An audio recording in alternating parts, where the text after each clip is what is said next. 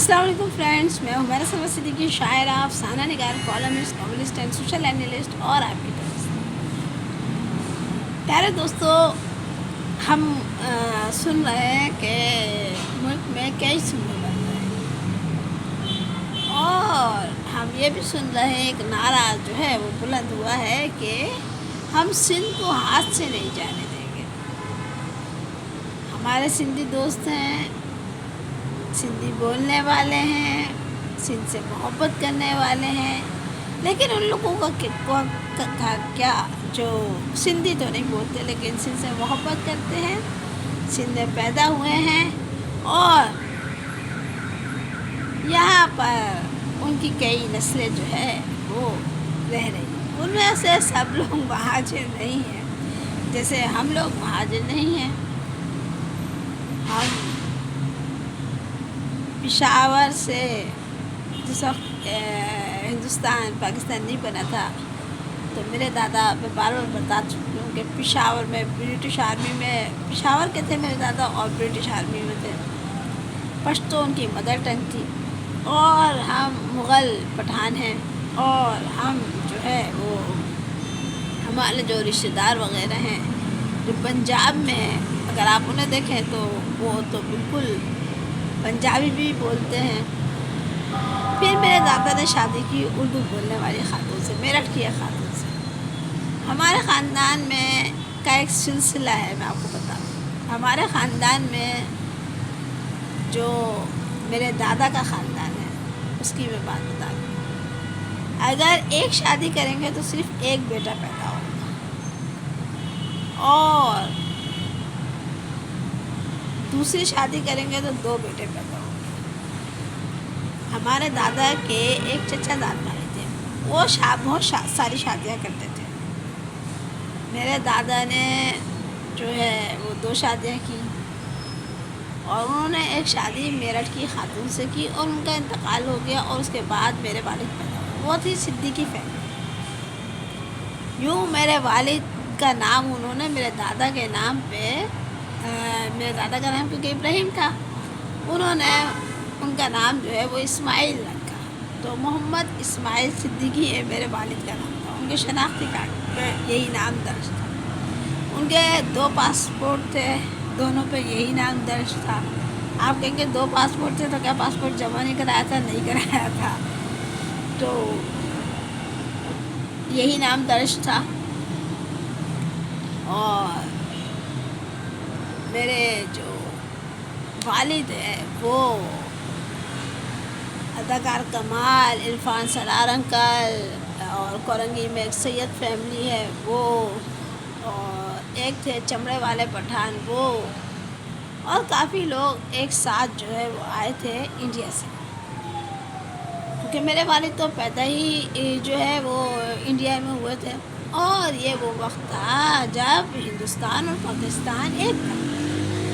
अब दूसरी तरफ आइए, अभी जब हालिया बारिशें हुई तो सीएम साहब ने कहा कि मुंबई डूब गया। मुझे बड़ी हंसी आई।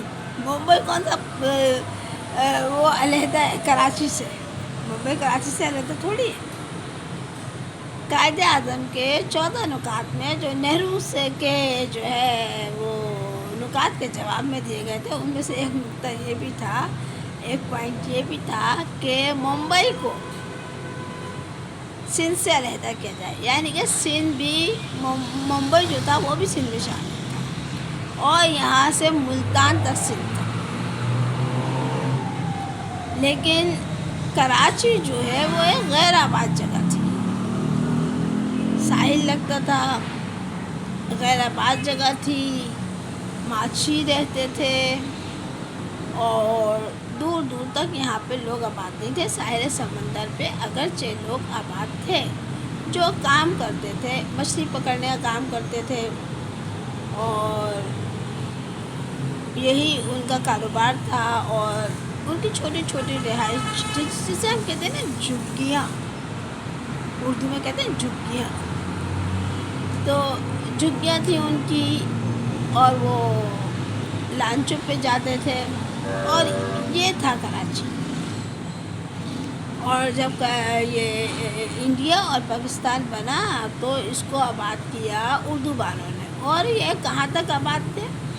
یہ میری والدہ بتاتی ہیں کہ مزار قائد پر بھی رہنا کوئی پسند نہیں کرتا تھا کیونکہ وہ آؤٹ آف سٹی مضافات میں چلا جاتا تھا،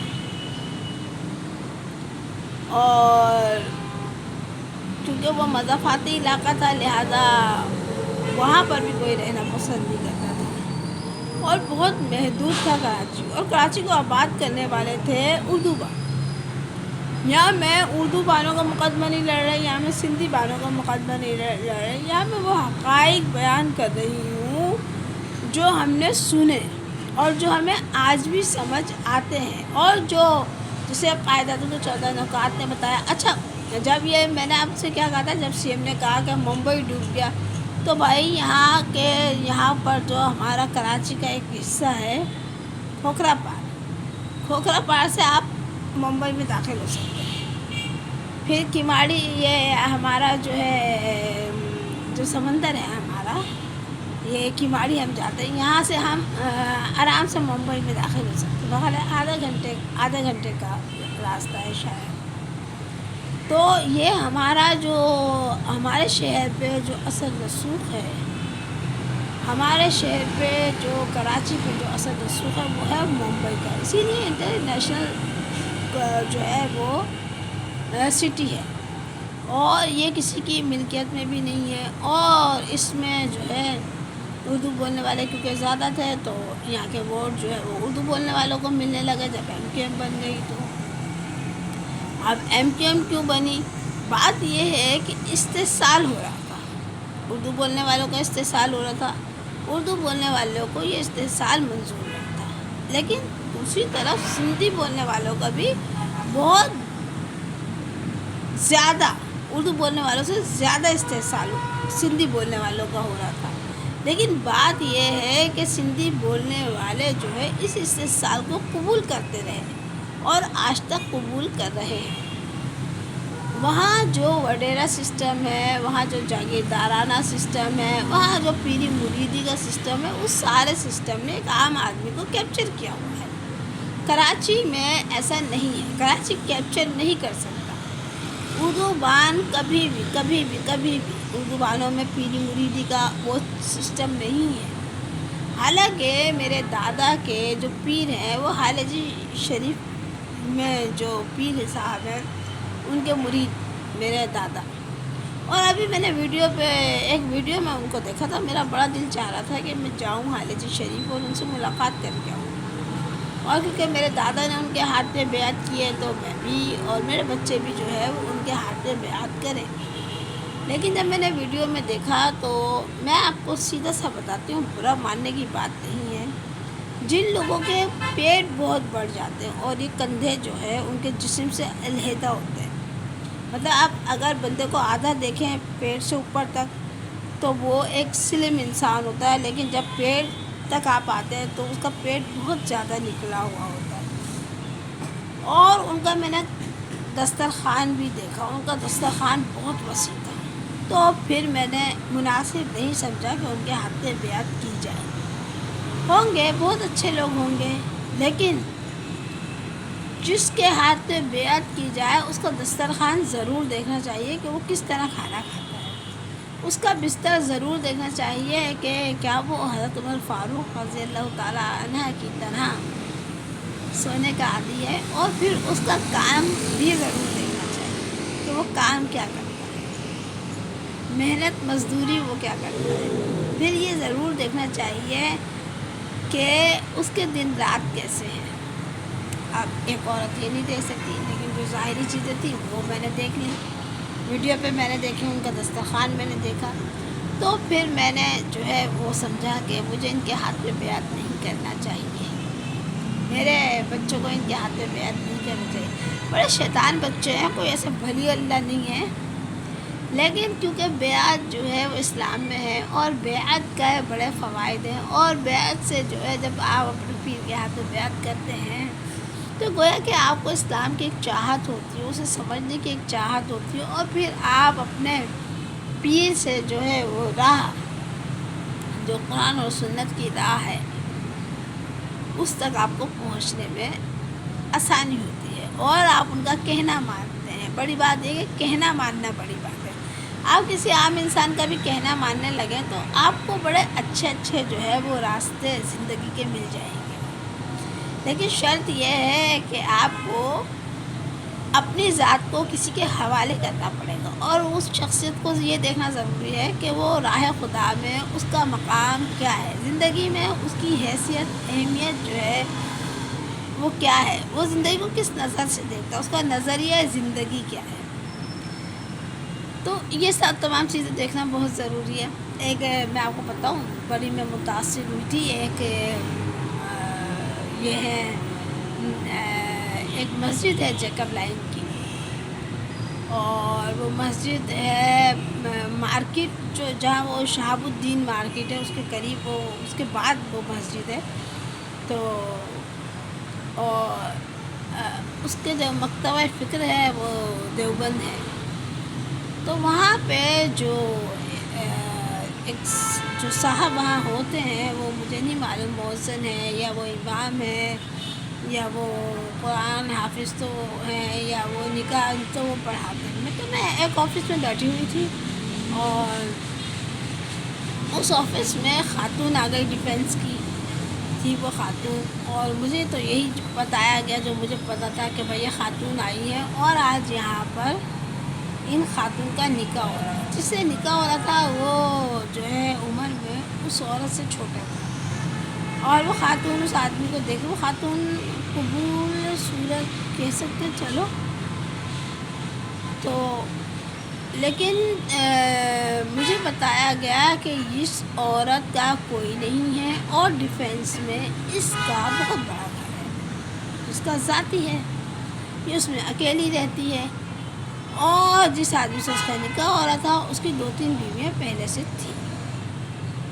میں اس پہ بھی حیران تھی کہ اس عورت کو پتہ ہے یا یہ نہیں معلوم یا کیا ہے وغیرہ وغیرہ۔ تو جناب علی اس نکاح کے لیے جو ہے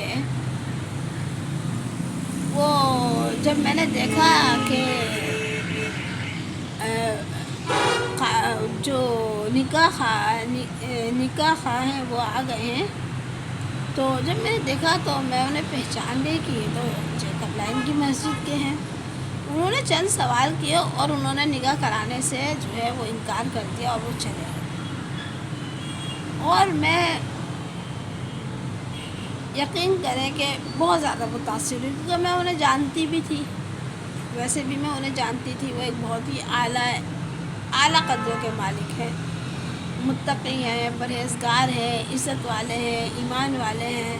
انہیں پیسے مل جاتے اس نکاح کے، لیکن انہوں نے چند باتیں پوچھی اور انہوں نے کہا کہ میں یہ نکاح نہیں پڑھا سکتا، اور وہ وہاں سے رخصت ہو گئے۔ یعنی کہ ان کو جو اجرت ملتی، پیسے ملتے، کپڑا ملتا، مٹھائی ملتی وغیرہ وغیرہ، کھانا، وہ سب سے انہوں نے جو ہے وہ دنیا کو نہیں دیکھا، انہوں نے وہ آخرت کو دیکھا، اور وہ وہاں سے چلے گئے۔ جب وہ وہاں سے چلے گئے تو پتہ چلا بھائی نکاح خواہ تو چلا گیا، اب کیا کریں، اب کیسے نکاح پڑھائیں؟ تو پھر جو ہے وہ ایک اور صاحب کو وہاں پہ لایا گیا اور انہوں نے وہ نکاح پڑھایا، اور جب وہ نکاح ہوا تو اس کے بعد کی سچویشن یہ تھی کہ وہ محترمہ کہہ رہی تھی کہ دونوں ہی میرے خیال ایک پنجابی تھے، ایک اردو تھے، یا دونوں ہی پنجابی تھے یا دونوں ہی اردو تھے، اس طرح ان کا تعلق تھا۔ تو انہوں نے کہا کہ بھائی مجھے اگر کوئی شکایت ہوگی تو آپ سب لوگ میرے بھائی ہیں۔ تو اس کے شوہر نے اسی وقت کہا، کیونکہ شوہر اس نے کہہ رہی ہوں کہ نکاح میں آ چکی تھی، تو اس کے شوہر نے کہا کہ تمہیں کسی سے بات کرنے کی اجازت نہیں ہے، یا کوئی تمہارا بھائی نہیں ہے، شرافت سے خاموش ہو کے بیٹھے رہو۔ یہ جی دولہا کے پہلے الفاظ تھے، اور مجھے قاری صاحب یاد آ گئے، مجھے قاری صاحب آج بھی یاد ہیں۔ میں ان سے بہت زیادہ مطلب یہ کہ دلی طور پر جو ہے ان کی عزت، احترام، محبت، خلوص، اور ایسے لوگوں کی بڑی قدر کرنی چاہیے جو دنیا پہ نہیں مرتے، جو اپنی آخرت کی فکر کرتے ہیں۔ تو میں نے بتایا کہ ہمارے پنجاب میں جو رشتہ دار ہیں وہ تو سارے کون ہیں، وہ ہیں ان کی طرز زندگی پنجابیوں جیسی ہے اور وہ مغل ہیں، میرے دادا مغل پٹھان۔ اور میں نے آپ کو بتایا کہ ہمارے یہاں ہمارے خاندان میں یہ ہے کہ اگر ایک شادی ہوگی تو بس ایک ہی بیٹا پیدا ہوگا، اور جب ہمارے خاندان میں باہر شادی کی، ہمارے ابو کی نے جو دہلی والی خاتون سے شادی کی، تو پھر ہم ایک بیٹا اور پھر 4 بیٹیاں پیدا ہوئے، اور ہمارے بھائی کا بھی انتقال ہو چکا ہے۔ 45 سال کی عمر میں میرے بھائی کا انتقال ہو گیا۔ تو اللہ تعالیٰ نے جس کی جتنی زندگی رکھی ہوتی ہے اسی قدر وہ زندہ رہتا ہے، اور اس کے بعد اسے اس دنیا سے رخصت ہونا ہوتا ہے، چاہے حالات جو بھی ہوں، چاہے موت کی وجہ جو بھی ہو، لیکن بہرحال انہیں اس دنیا سے رخصت ہو جانا تھا 45 سال کی عمر میں، تو وہ اس دنیا سے رخصت ہو گئے۔ اللہ تعالیٰ ان کی مغفرت کرے۔ دنیا اتنی ہی عارضش ہے، یہ رشتے ایسے ہی ہیں جیسے میں آپ کو بتا رہی ہوں۔ آپ مر رہے ہیں کہ سن نہیں ٹوٹے گا، یہ جو صوبے ہیں نا، یہ اردو بولنے والے نہیں بنائیں گے، یہ اردو بولنے والے نہیں بنائیں گے یہ صوبے۔ میں انیس منصوری کو سن رہی تھی، انیس منصوری بتا رہے تھے کہ اسلام آباد سے انہیں معلوم ہوا کہ انہوں نے کہا کہ 2/3 اکثریت چاہیے ہوتی ہے صوبہ بننے کے لیے، تو وہ تو اسمبلی میں نہیں ہے، تو ان کو کسی نے کہا کہ قانون بدلا بھی تو جا سکتا ہے۔ ظاہر ہے کہ یہ کوئی خداوند تعالیٰ کی طرف سے تو نہیں ہے نا یہ قانون، تو انہوں نے کہا جب کام کرنا ہوتا ہے تو قانون بدل دو، اور ایسا ہوگا۔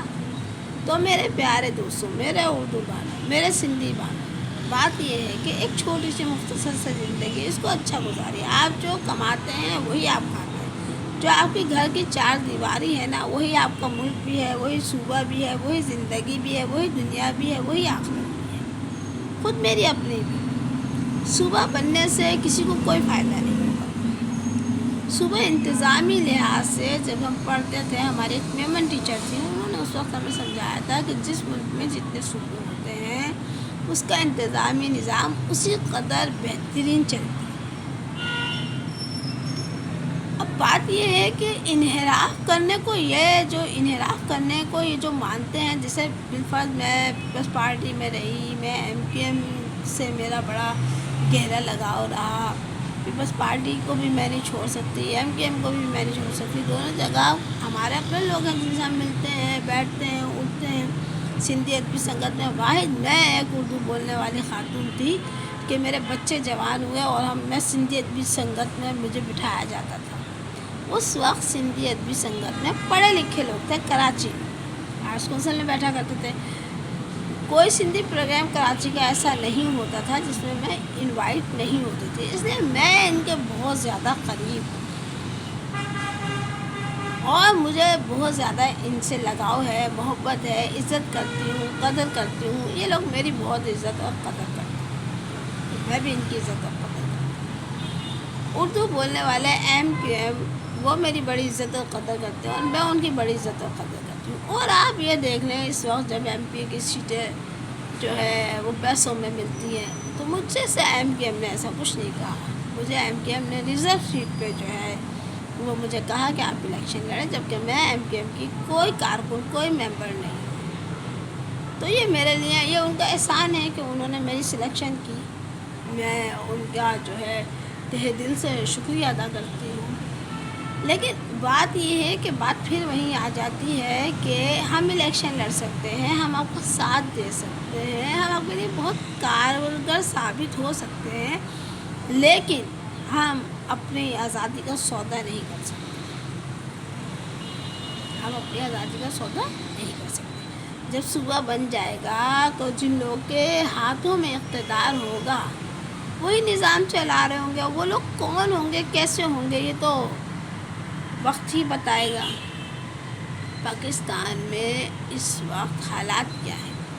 پاکستان میں اس وقت حالات یہ ہیں کہ ہر سیاسی پارٹی منتشر ہوئی ہے، کسی سیاسی پارٹی کا کوئی قبلہ و کعبہ نہیں ہے اور کوئی ایسا موقف نہیں ہے، کوئی اخلاقیات کے وہ پہلو نہیں ہے، اور موروثی سیاست جو ہے پاکستان میں اس قدر جڑیں پکڑ چکی ہے اور اس کی جڑوں کو کاٹا بھی جا رہا ہے، اور یہ اقدام صحیح بھی ہے، اور میں اس اقدام کو صحیح سمجھتی ہوں، تاکہ عام انسان، چاہے وہ سندھی ہو، اردو ہو، پختون ہو، اب پختونوں کا دیکھیں نا، پختون صوبہ نہیں مانگتے، پختون جگہ نہیں مانگتے، مگر پورے کراچی پہ اگر آپ دیکھیں تو معیشت پر نہ تو سندھیوں کا اختیار ہے، نہ جو ہے وہ اردو بولنے والوں کا اختیار ہے، بلکہ پورے سندھ پر جو اختیار ہے وہ معیشت پر اگر ہے وڈیروں کا ہے، جاگیرداروں کا ہے، سیاستدانوں کا ہے، اور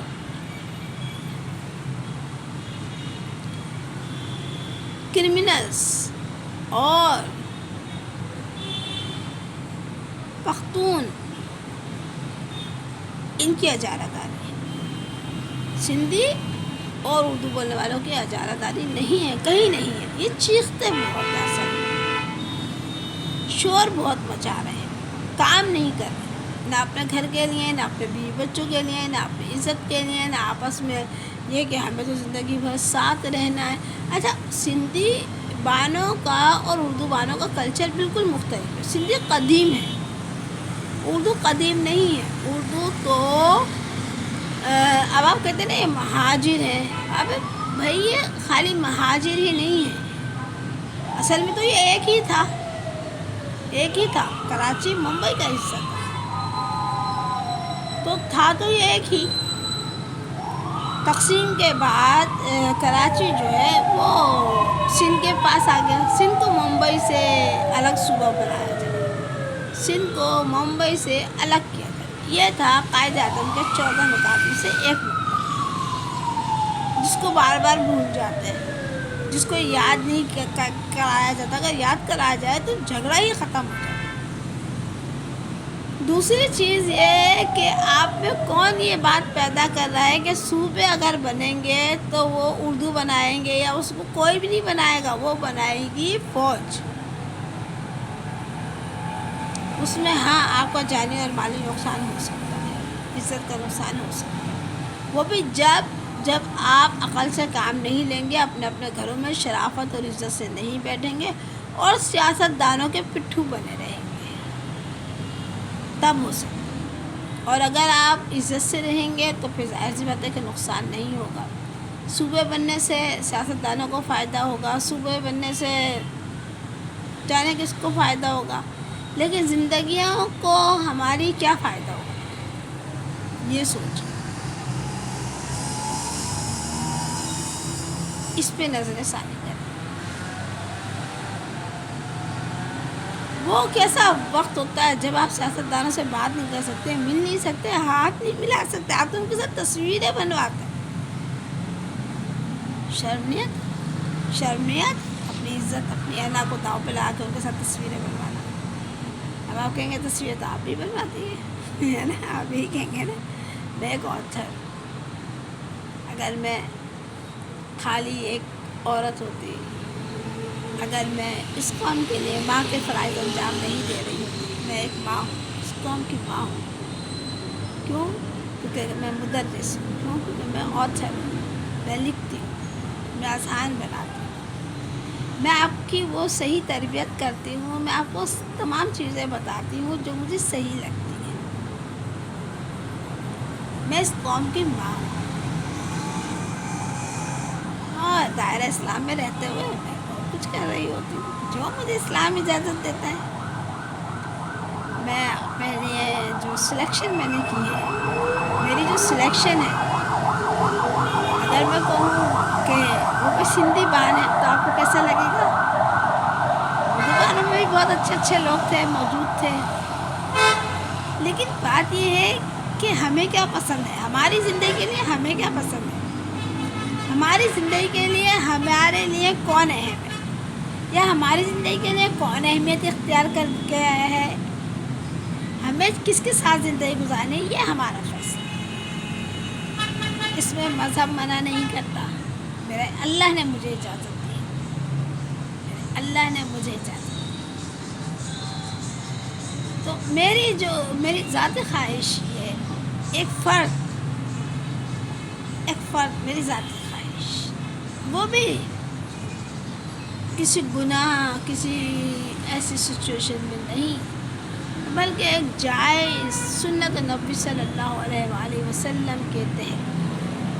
ہمارے یہاں کا ایک ماحول یہ بہت اچھا ہے کہ ہم اپنی عورتوں کو ہمارے یہاں جو ہے وہ جتنی بھی بوڑھی ہو جائیں، اگر وہ نکاح کہتی ہیں تو ہمارے جو مرد ہیں، باپ ہوں، بھائی ہوں، بیٹے ہوں، ہمارے یہاں اس کو اچھا سمجھا جاتا ہے اور ہمارے یہاں عورتوں کو پریشان اس سلسلے میں نہیں کیا جاتا۔ یہ ہمارے سمجھیں کہ گھرانے کی ایک پازیٹیوٹی ہے، لیکن نکاح ہر ایک سے نہیں ہو سکتا، ہر ایک کے ساتھ نبھا نہیں ہو سکتا۔ یہ بھی ایک ٹپیکل معاملہ، اور یہ آپ کے انٹرنل جو ہے فیس، اس کا معاملہ ہے کہ آپ کی جو شخصیت کا جو درونی ایک حسیات ہیں وہ کس کو ایکسیپٹ کر رہی ہیں، اور آپ کا دل، آپ کا دماغ، آپ کا جو نظر کے دیکھنے کا جو زاویہ ہے، مطمع نظر، وہ کس شخص کو کس رشتے کے طور پر ایکسیپٹ کر۔ یہ جذبات ہیں ہمارے آپ کے ایک دوسرے کے لیے، ہر چیز کو۔ ہمارے ایک دوست ہیں علی بھائی نے مجھے کہا کہ میرا غلط کام کو جو ہے اگر صحیح طریقے سے کر لیا جائے تو وہ غلط نہیں رہتا، غلط کام کو اگر صحیح طریقے سے کر لیا جائے تو وہ غلط نہیں رہتا۔ صوبے اسٹیبلشمنٹ بنائے گی، بتایا آپ کو، لڑائیاں مت لڑیں، اپنے گھروں کو سنبھالیں، اپنے زندگی کو آگے بڑھائیں۔ کون سی پارٹی آ رہی ہے، کون سی پارٹی جا رہی ہے، یہ آپ کا مسئلہ نہیں ہے۔ میں لکھ کے دیتی ہوں، آپ کا مسئلہ نہیں ہے، کچھ نہیں کر پائیں گے یہ لوگ آپ کے لیے۔ یہ اپنی تجوریاں بھر رہے ہیں، پاکستان تو ایک عجیب و غریب ملک ہے جس میں خزانہ چوروں کے لیے ہے، غریبوں کے لیے نہیں ہے۔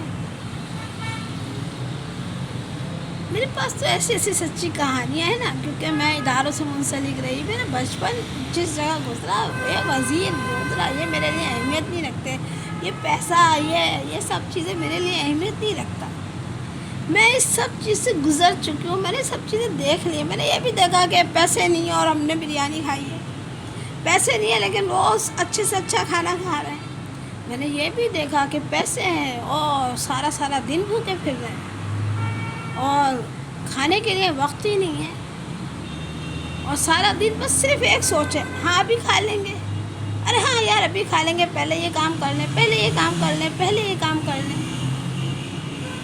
تو روٹی، رزق، یہ سب اس کا وعدہ اللہ نے کیا، یہ آپ کو اللہ دے گا۔ اور انقلاب آتے ہیں، ہجرتیں ہوتی ہیں، لیکن اس کے لیے آپ اس زمین پہ، یہ زمین جو ہے نا، آپ قرآن پڑھیں، اللہ کی رسی کو مضبوطی سے تھامے رکھو۔ وہ رسی کیا ہے؟ وہ قرآن ہے، اور تفرقے میں نہ پڑھو۔ قرآن آپ کو یہ تھوڑی کہتا ہے اے دیوبند، اے سنی، اے شیعہ، کون سے فرقے ہیں، مجھے تو یاد بھی نہیں ہے، کیونکہ میں یقین ہی نہیں رکھتی۔ مجھے تو یہ پتہ ہے کہ قرآن تفرقے کا منع کیا ہے۔ تو قرآن جب آپ کو پکارتا ہے، کہتا ہے اے مسلمان ہو، اے مومن ہو، اور پھر مجھے کچھ اے منافق ہو۔ تو ابھی کچھ لوگ جو کلمہ گو نہیں، تو ان کو کافر و مشرکین کے بارے میں بات کرتا ہے۔ ان چیزوں کو سمجھیں تو اتنا اچھی زندگی گزرے گی۔ صوبے بننے نہ بننے سے عام انسان کو کوئی فرق نہیں پڑے گا، آپ کی زندگی کچھ نہیں سمجھے گا۔